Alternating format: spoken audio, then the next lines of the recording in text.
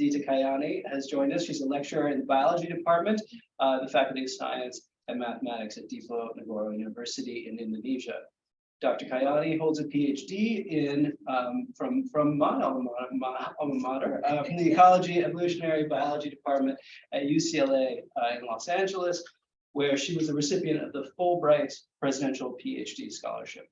She spent time in the Smithsonian Institution, learning about eDNA methods, and has extensive experience in the lab and in the field on projects ranging from reef fishes to stranded cetaceans. Her title today is Democratizing eDNA in the Most Marine Biodiverse Country and Bioinformatic Analysis and Field Protocol Development. So please join me in welcoming Dita Cahyani. You're Ryan. So good afternoon, everybody. Only a couple of you, but still, I'm so nervous. I know, me too. I was standing there, like talking to the camera, and the people like that. Oh my goodness. Hang on 1 second. So my name is Dita, Kadek Cahyani, or the long one and the short one is just called Dita.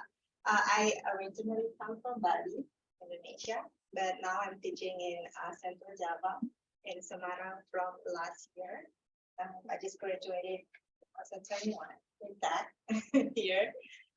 So this is like a lot of wording for the title, but basically we want to try to do the eDNA in Indonesia with the most, the simpler way and make that eDNA or DNA metabarcoding is, more useful in Indonesia. So I put my name here, but basically this is the work of so many people, and then I will just, let a couple of them at the end. So yeah, next. So yeah, just to bring everything together why I'm here. This is Indonesia, and this is where we are. This is the Coral Triangle, one of the most biodiverse country, and there's a lot of things need to be doing. So the research in Coral Triangle is it looks like a lot of people doing research. Molecular is not that many of them, especially eDNA. I only know a couple of teams that are doing that. However, if you're thinking about Indonesia, you can think like how diversity and just a lot of there's so many things that we can or still have to do here. Next, please. It's not. Oh, it's not working. It will. I just have Okay. to. I'm not sure what. I just don't remember what I. Oh, that's. Okay. But wait, I Oh. went too far. I went too. Right. No worry. So There we go. I'm doing a lot of DNA barcoding project at first. So just like a little bit, a small project on barcoding with the different taxa. I'm working a lot with reef fish, and yesterday when I talked to Nuho about the database, I just realized I do have a lot of data on this barcoding. However, the fact that I'm not really submit everything to the gene bank is maybe another challenge. So some of the data is being stored in the bold system, some of them gene bank. And now when we did the eDNA and we realized that we need a database, we have to think about how to make sure that all the DNA data is now accessible and can be used as a database for the metabarcoding. Another thing that I did for the project is this is the small project that I tried to ask my students to work on it. This is a horseshoe crab. We only have 3 species of horseshoe crab in Indonesia. Rotundi cauda, Carcinoscorpius, and then Taxipelus tridentatus and Taxipelus gigas. We don't have the Limulus. However, these 3 species is really interesting because nobody really care about it. Turn out 3 of them is actually, one of them is endangered. 2 of them is, they said it's being, protected, but we don't really have a data for its population. And the fishermen doesn't like them. They just, caught on their net and they just throw it away. So when we tried to do this small metabarcoding project, they just said like, why do you do that?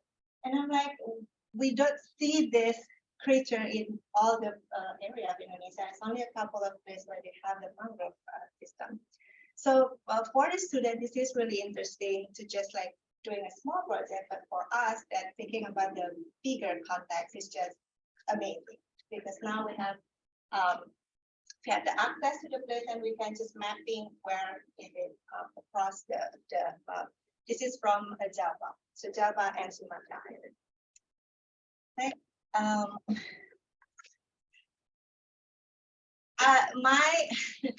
This is my latest project. So from the DNA barcoding phylogenetic, I'm going more into the next generation sequencing. So this is for my PhD dissertation doing the autonomous reef monitoring structure across Indonesia. I forgot to give you the result here. I thought that I would just show you what is ARMS. But basically, we have the data from east to west, west to east. And as you can see from the coral triangle, it should be from the west, that's the lowest diversity, and then you're going up into the east, so it's getting higher. That's the basic idea for many study on phylogeography. And then we try to use ARMS. We deploy the ARMS throughout Indonesia and see, can we see the same patterns? Using the eukaryote, it turned out we can. So the pattern of the biodiversity is going, higher into the eastern part of Indonesia, but microbiome is not that so many. So just like consistent everywhere. So because I have some skills a bit about how to do the lab work for the metabarcoding for the NGS and bioinformatics. So I thought when I come back to Indonesia, I have to do something. So I started to do small project on eDNA. That's why I'm now is working on the eDNA or metabarcoding. Well, just no need to be explained, but for us, this is a new thing. So I always told people that this is the way I'm selling myself now, because it's just hard when you said like, oh, I'm identifying molecularly a fit, and they said like, what for? Like, no, what for? No, I mean, his friend asked. That's why we just like sitting for 2 hours dinner, and we just like we're facing the same kind of problems, because people are questioning us and say like, what are you doing? It's really hard to selling ourselves. And when I said I'm doing molecular ecology, people say, what is that? There's no such a topic of molecular ecology in Indonesia yet. You better doing molecular or you are ecologist. So that's like two separate things. When you said you're doing two same thing, that's like they don't really understand. So this is how I explain them about what I'm doing. So you actually asking the same exact question about ecology, but you're using the molecular tools. That's the simplest way. And again, you can get a lot of things. They are so surprised when I say like you can get a lot of things from a liter of water. And that's why I'm here. I just want to prove them that I'm right. Because they really need like an exact paper to be written and said like, oh, that's the result. Okay, so this is what we can do, and I actually tried a lot of sampling, not necessarily working on everything yet, but I did soil. So I did a sediment from mangrove. I did one other sediment from fresh water. I did water from marine, water from fresh water. I'll show you a couple of them, but I also did a try to get the gut content also from the stream. And I worked 2 of them for the soil for the eukaryote. It is good. The result is pretty good. But again, when you're being trained in the one of the richest country and then you're back to Indonesia, you feel like it should be like this. So the sequencing facility not giving me a really nice data. I don't know why, but I remember the same exact amount of DNA when I work here during using the ARMS. I got more than just I think they have a different machine type. So that's the thing that I also want to discuss about how the lab work should be done, what the best method and how the bioinformatics should be done. So for the next one is that, next one, yeah. The talent. So eDNA has been done by several teams in Indonesia. I got so many, I think there's more than 15 papers coming for the eDNA in the past 5 years. However, the challenge is still there. So this is our lab. I'll show you at the end the size of our lab is so small, and it's not being equipped with the machine that we saw, and it's just very basic. But I really want to make sure that we can do, the best that we can in Indonesia. So molecular research is very expensive right now. With the amount, this is based on the amount of grants that we usually got from Indonesia. The maximum amount of grant from the government that I can get only as a fresh PhD graduate is $1,000 US. That's it. So I cannot get more than that. So I have to go into the international grant to just do, like a good eDNA projects, especially the next generation sequencing. We did a lot of Illumina data. So now what I'm working is that analyzing the data differently, like separate them, but not pulling them together as one big project. So I have, a couple of different things. So most of the laboratory, especially in the campus university laboratory, not supporting the NGS library. We don't really do that. If you have the basic PCR, that's the best that you can do. But for the library that you have to store, so many, so this is a biology, okay? But for the health, for the human health, they have a very nice library. But for us in the biology and marine study, we don't really have this type of library. But now the Indonesian research agency, the government, they do have a couple of Illumina machine. However, we have to be in queue to be able to use them. So it's not directly. And then this is what we use, the Indonesian-based sequencing facility. So it's a third party. So this is only the company that they also send the samples into different laboratory, which is in Singapore.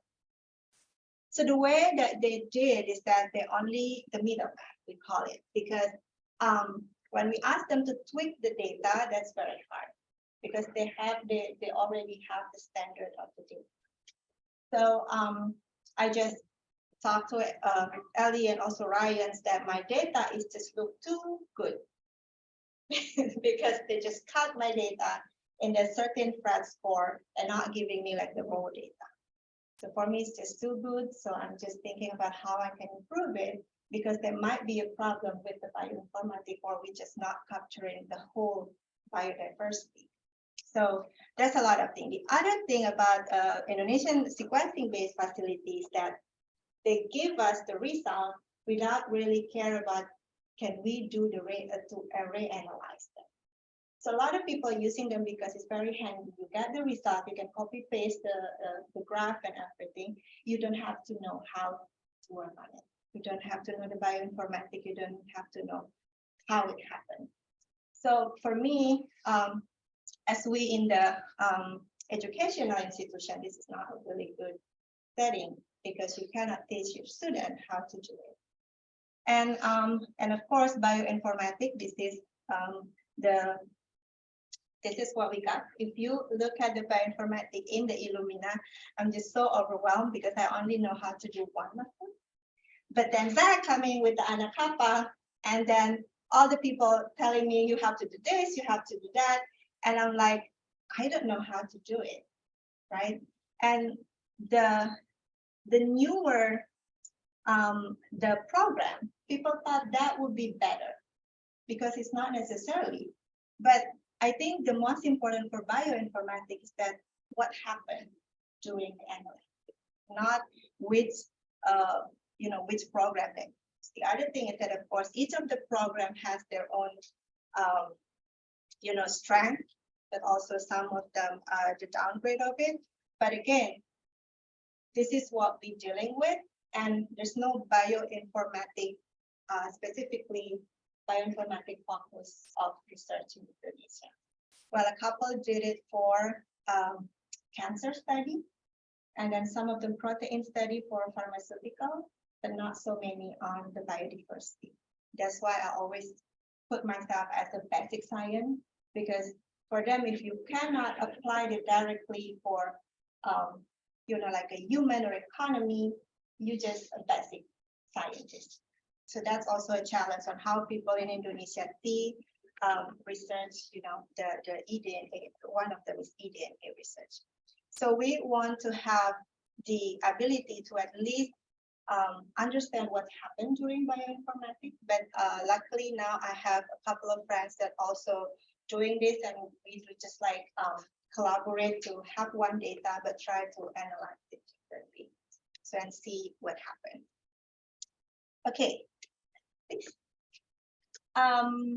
So yeah, so this is the example of the research of eDNA research that being done in Indonesia with the eDNA sample. So this is what Oni and Zach and also Chris and Paul did. This is one of the, it's not one of the first, but one of the putting like a really nice data that people can see directly. So you have a list of this. Because when you talk about so many things in one paper, it's just why we care about it. But this paper just telling you this is the fit across Indonesia. So it's simple and it's understandable. So it's really nice to using this example on how you are changing your thoughts in the future. The next one was that the paper that we did 2020, next week. So this is with Hawis, the late our dear friend. And this is the first paper that being wrote by only Indonesian. So this is not the perfect paper for the eDNA, but for us, this is the first time that we did it by ourselves. So I analyzed the data using Chime tool, and this is also the paper that putting me in the eDNA community in Indonesia, because now they are now, oh, Dita can analyze the data. So that's a very nice one. And the way we want to tell people is that you can collaborate, because Hawis has an idea, and I hope that the teams in IPB still doing this, that it's just like you can just collect the samples everywhere and then you send it into one big project. And then let's work, if we have the money for only 30 samples, then work only the 30 samples first. And then we just keep everything for the next project. So that's a very nice idea that we also, learn to use this idea. So this is quite big samples for us. And it's giving us a very nice identification for fish, and then identification for invertebrates. So again, this is putting the eDNA as one of the important methods to assess the biodiversity in Indonesia. Next, so just a little bit of what we did now in the lab. So I did a small DNA barcoding phylogenetic project. I started to do microbiome sponges. So I worked with a friend that doing the secondary metabolite, and then I did the microbiome to see if we already know, but we really want to test it, if the microbiome is related with the species or a location. Because the idea is when you do the aquaculture for sponges, if you need a pharmaceutical, what kind of environment that you really, will it change the microbiome or not? So that's the big question that we have to answer. I tried to do the shrimp microbiome gut contents. The data is underway. We don't really have the good data quite yet. This is the data for the microbiome sponges. So one species, it turned out is really different. This is the same species. And then I have a data for eDNA for sediment of mangrove.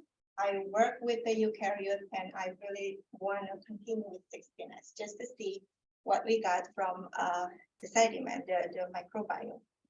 And I have a sample from eDNA sediment from freshwater. And this is, we just got the project from not Gale, not under my name, but friends. It's not a mesopothic. Mesopothic is only 35 meters.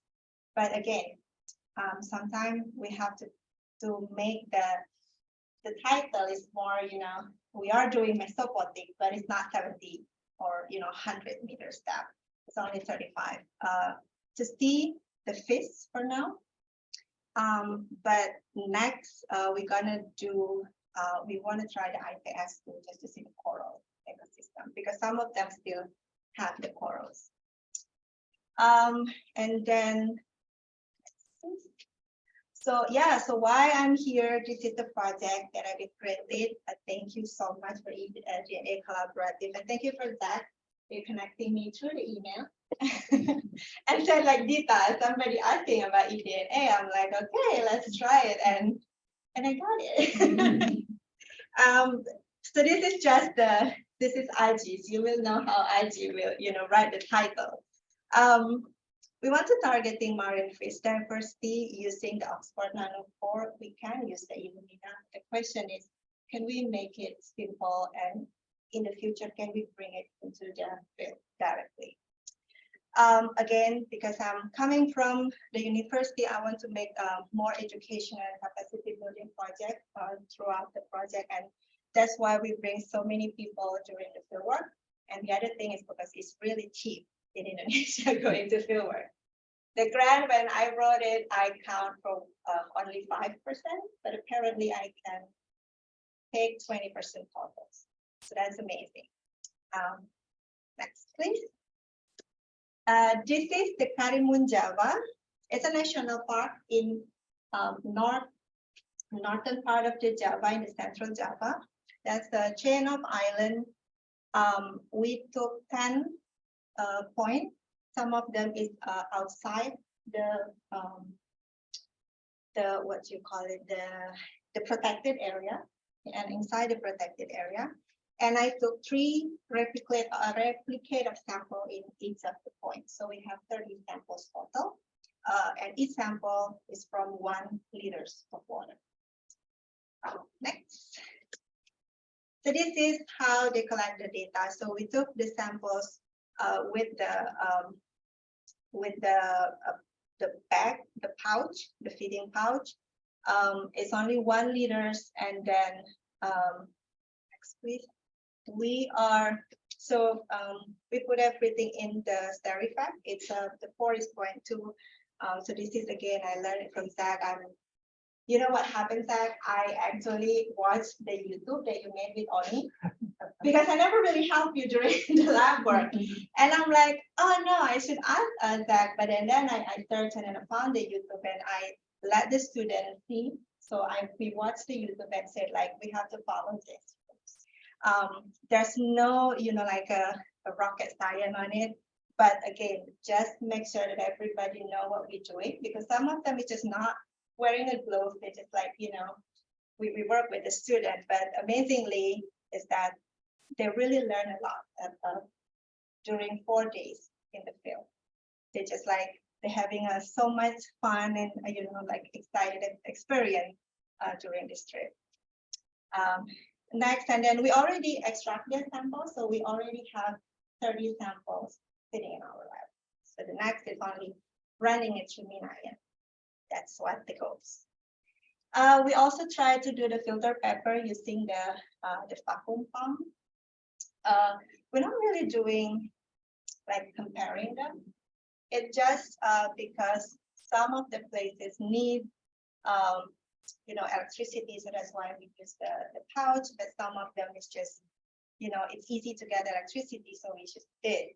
However, in the last project, because we have a problem with the pouch that we sent to IG, or not Sterifac that we sent to IG, we combined it. So we use the pouch, but we still using the vacuum pump, the filter paper. So apparently sampling, it's good. right now, so we can combine things, so we don't have to strict with one method. And next, please. So yeah, what next? Basically, we have to keep doing it. I have to keep learning new things, and we will keep doing sampling, lab work, and we want to prepare the bioinformatic protocols as well. So it's not like the strict protocols, but people have an idea what they want to do. They want to ask something, or what type of samples do they have. I want to know how to use nanopore sequencing because I will bring one. Thank you. Finally, I have something that I can, bragging at the campus back home. Bioinformatic things. Again, this is not like a strict protocols, but at least we can, I can tell if you're using Illumina, this is, you can do it. If you're using a nanopore, this is you can do. And then I'm just wanted to not just teaching the student to do it, but, make some small people that, can help me also with troubleshooting. And the last one is the database. So database is apparently is one of the important things. I'm just never really think a lot about it. But now, because we already facing the issue about how to compare the data, I think I do love to move forward and helping to, it's not building the database, but add up the data so we can have more data to be compared with. So I think that's it. This is the lab that we have. Not my lab, a lab from a professor that I sit on it, and I can do whatever I want. So this is only a bench of it, and then just two bench, and we have a big table for us to work. We have a bunch of things here, the samples and stuff. This is the rotating things that we talk about, the hula something called.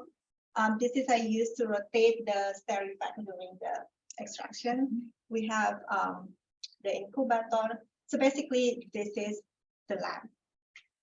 So what I want to get from here is that how can I manage to do the work here?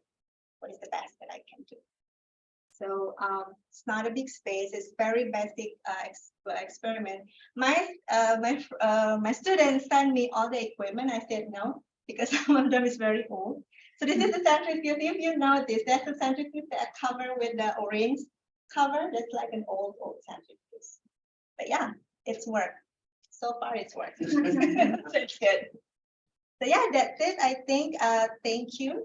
And you have a question, and the last one, I think I just want to thank all the teams. So this is all the teams that coming into the field with me, but this is the other names that behind the scene helping me to,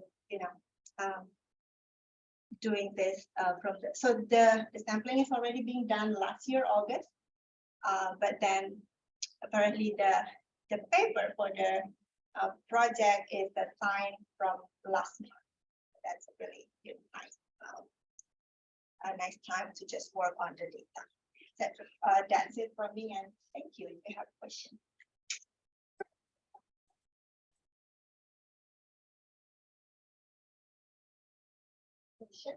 Question? Yeah. For the arms project that you're talking about, you showed like photos of specifically is like how does the audience.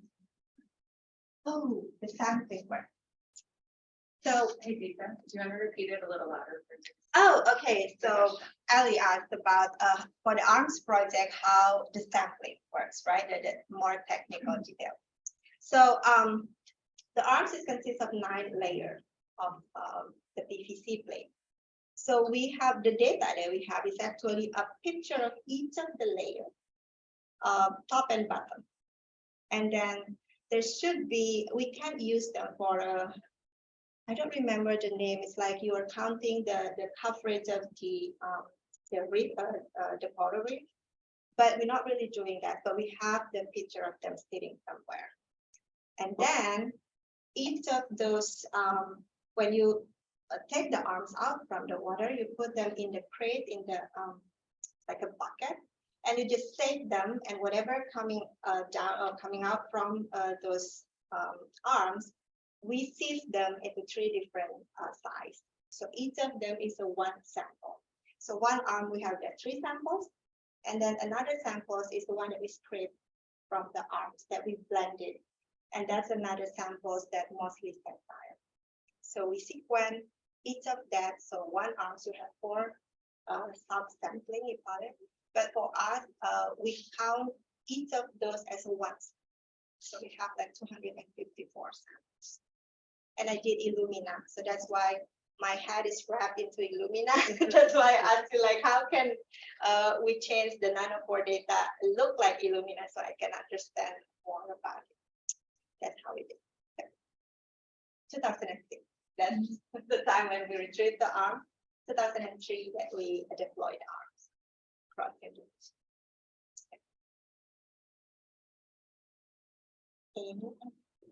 We could ask questions all day long. But one that might be interesting is you were saying about this tension at the university that either you're doing molecular work or you're doing ecological work, and you're saying, no, yes, I'm doing all of that. Right. And I wonder, how do you feel this is being received in your university and your research? Well, it's not everybody asking that. It's only a couple of people that really questioning, what I'm doing. Because here's the thing: in Indonesia, if you're a lecturer, you're a faculty member, a professor in Indonesia is the hierarchy of, it's not a professor because you're teaching. You become a professor if you make a certain, staff or publication stuff. But the way they do that, you have to kind of like have one specific object of research. It's a specific subject. I learn fish, or I do coral. I'm doing, mammals, for example. But not that I'm doing a molecular ecology, or I'm interested in biodiverse. So they're not really accepting that yet. But just because that's not the common research in animals. So for me, because this is the only thing that I don't know any morphology, I don't know any taxonomy. So I'm like, I will use this as my research, and then please, if I have to go through those, the professorship thing, you guys can help me decide what to do. That's how I make it, easier for me. But I have a couple of students now that doing research. Apparently, they start to think about this is an acceptable, research. So just do it and show them that we can do it. That's why I said I have to come back with an idea that this is what I learned, and in the next year I have to show them that this is the result, so they know that this is something as a one specific research. But how I feel is just like I'm doing it. Just go with the flow. There's a couple of people still asking, but maybe because they're curious. So just so fun for me to just explain everything, but explain it again and again to all the people. So it's okay. Sometimes it's just overwhelmed, like because the idea is I want to invite more students. And the idea of the student, when they heard about molecular difficult, there will be, a very a hard thing to learn. So that's why I'm starting to just I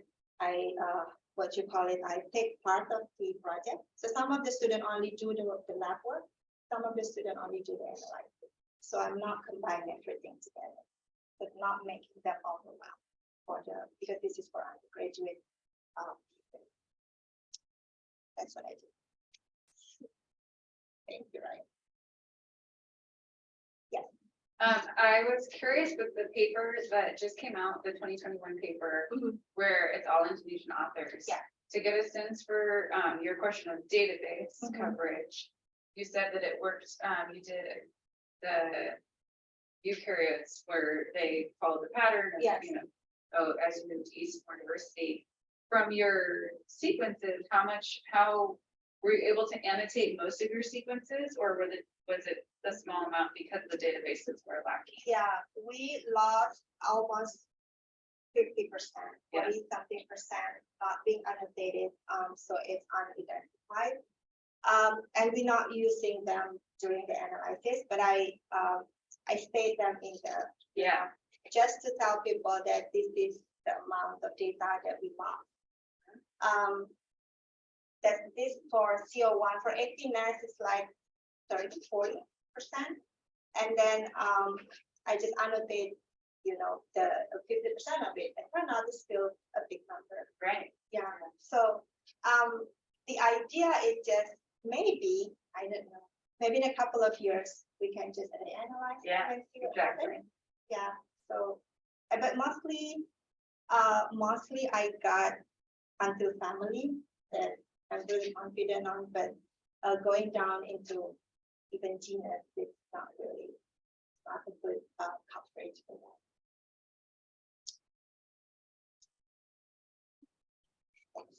So you mentioned a lot of the challenges that you have with the Illumina sequences and Yeah. the data being kind of pre-processed. Right. And filtered before you receive it. And I know that you're playing with the MinION here and Yes. exploring the data analysis of the MinION. Do you, It's very serious for it. It's not. I'm sorry. Yes, I didn't know if you apply it. Do you see the potential for bringing the nanopore sequencing into your workflow in Indonesia and having a little bit more control over that? Is that kind of where you're going with that? Yes, that's true. That's one of the reasons that I want to do the nanopore, because the first option is actually having the machine, the sequencing, which is I cannot afford that. So having the MinION is just like you say, we can control the samples, and also I noticed we talk about what we want to do with the data. So far, we just want to do the specification. So to see how high our diversity, what we can do. So I think that's what we can do. The other thing is that we got the raw data, but we checked them again. So the raw data that we reanalyze is actually coming with a quite high quality score as well. So my question with Megan maybe next is that where actually that happened when they trim the quality of the sequence, because I really want to call them and say, hey, can you help me just reduce the quality score or just give me like the raw data, because maybe we lost a lot of information. Yeah. So because some of them is already the Illumina, so that might be another option. But definitely when we have the MinION, that's definitely the next step. So yeah, because my friend have the what you call the name like 1C, the big one, right? Yeah. So he worked with the pathogen of the human pathogen. He said but he's not really starting the project yet. So, but now I heard about this, the reagent and stuff. But what he said is that, can we share the reagent? So if we buy a bulk of it, and then we just use either the small nanopore or the MEC1C. But I have to check, but we're gonna go this way because it will be easier. And it's easy to teach people because they can see it in front of them. So that's the whole idea of this. And following up on that idea of this sort of collective approach to science and sampling out in the world, but also collective approach to projects and to doing analysis. You mentioned in your talk, my phrase for it is banking samples in the hope of that whenever funding shows up or whenever someone has funding to do some work, then you have samples available and maybe collect those among your friends. And I wonder if you could just say a little bit more about that, because that seems like a really nice way. You mentioned for reagents, bringing down costs, but also expanding your reach as a scientific community. Yeah, so the one that being initiated by House in IPB is that he trained a lot of our colleagues in the university across Indonesia on how to sampling, just how to sampling and preserve the sample. That first. And then he said, let's keep them first. And then when we have the budget and then send them to IPB, they have the iSeq machine and they can do that. And for me, what I did is that whenever people going across the Java, Bali, I'm just giving them a tubes, RNA, RNA still, and the filter paper. So I asked them just find a vacuum pump and then just find me a liters of water and send me the results. That's how I did it. So and then now I have all of that project, the samples, not all of them being extracted, is sitting on my fridge. So people just giving, sending. For now, it's only seawater, but I also want to expand to the freshwater. I also have to do the same thing, but I talked to them about how much water that we put. Some of the freshwater is very, maybe 500 liters. The other thing is that it doesn't matter if there's another lab can do it. It doesn't matter the samples can be done in the different lab, as long as we have the same method of protocol. That's why we want to build the protocols. So if another lab has the Minayan, has their own reagent equipment, they can. So that's the whole idea. Because we have two that I know that work with Minayan a lot, but they never work with metabolic. So they use the long groups. So yeah, so that again, it's an idea. I don't know how it works for not, but some of the sampling that's what works. Because then I just need to remember who can be samples and then that they have to be in the paper, right? So and then but now since well, it's not really cheap, but compared to Illinois, it's really cheap. I'm sure there's a couple of universities already have the Minayan as well. So it's just like sending the protocol that if you can be a part of this project, just follow these protocols. So that's what we want. And you said you're preserving them in If Not yeah, RNA still is from Simo. Yeah. From Simo, it doesn't have in fridge. It doesn't have in freezer. It can be in fridge. So it's easier to transport. Across the idea 13,000 islands. I mean, oh no. I have a question to you, Dita. You talked about the bioinformatics and the challenge that you've Yeah. been running into, and if you had your dream, world, like what would it look like when you're on your computer and you're running bioinformatics? What kind of resources would you have available at your fingertips? I asked for a server. That's like a big no. I did, but I want to have at least a computer just like serving mantis. Because now I have that. Still, I have the access to serving mantis. That's our computer that built in the lab, in the Pulse server lab in the CLA. But at least that type of computer with the, I don't know, the RAM and everything that's sitting on the lab. That's the idea. We've been thinking about this. My friend said we only need like $5,000, like 60 million rupiah. He can help me build the so we're still thinking about this because that just we're thinking like we buy the new centrifuge or we build the computer. So this is like the two things that I have to think about because the access to UCLA is only me that can access it. So I just don't want to do a work for everybody. So I'm thinking about building one because I think I think it's not that expensive if you want to do it. But the first thing I have to, like having all the people that working in bioinformatics in our team that, sitting together first, because so far I only have 3 people that's a lot. I'm not sure if you met Dani, that's the student now. IG, but it's really hard to get IG, so busy. And then one of the students just started, so I teach him to use the time and now start to learn how to do the first. And then I will bring the new one from the nanopore. That's amazing. But yeah. But and then I see Ellie's just like coding in front of me. I'm like, oh no. Can I ship her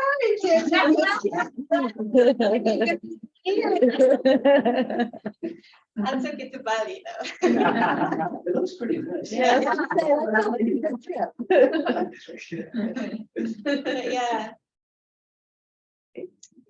That's the dream, because for me I don't really have like a big computer thing, but it's just like we can do it by ourselves, and then with the help with if you have an access, or maybe maybe there's a cloud right now, right, that it can work also. We can buy some, so I think that's what we want to do. We have some questions from the chat. So Kevin Yamahara from Mbari is asking, aside from funding, what do you think is the most important resource needed to build capacity for eDNA in Indonesia? Is it workshops, training, sampling, sequencing? Training. Yes, training is the most important thing.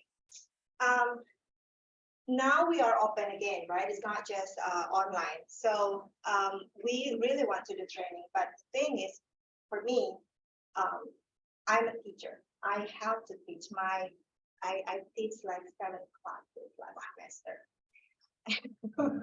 So it's really hard to go out. And to invite people coming to Java, to my university, is also cost money. But again, that's how I try to train one person first, and then that person coming back, and then to train another one. But the most important thing is training. And the training should be the whole thing, because I think like we just talked, it doesn't have to be one person doing everything, but at least they understand the concept that you have to do the bioinformatic, you have to do the lab work. That's what we really, because this is the idea. If you can chime 1 sample from each person, and then you have 30 people, you have 30 samples, right? It should be work. But how they have the same idea on working on it is very important. So if you not train them, they don't really understand what happened. So they don't know how important this process. So yeah. Well, that was an easy question for you to answer right away, training. We also had another question from Sean M, and it was actually sent at the same time as you said cloud processing. And so the question is, could you use cloud processing resources? We could. Again, I don't really understand how it works, but a lot of my colleagues suggest me doing that. But it seems like they said it's depend on how big the data will be. You have to pay based on the data, and we work with huge data. So I'm afraid even to look at and see how much it will be. But that's another option that we can do it. But it's nice to just like I don't know for sure. Maybe some of you can help me. But if that only working in a cloud that we don't need an internet connection, it's only when we send the data that will be fine. But if we have to work with the nanopore that we have connection along the way, that will be a little bit problems, because our internet is not that stable. So it's just like cut off sometimes. So yeah, definitely an option. But we not really try to do that yet.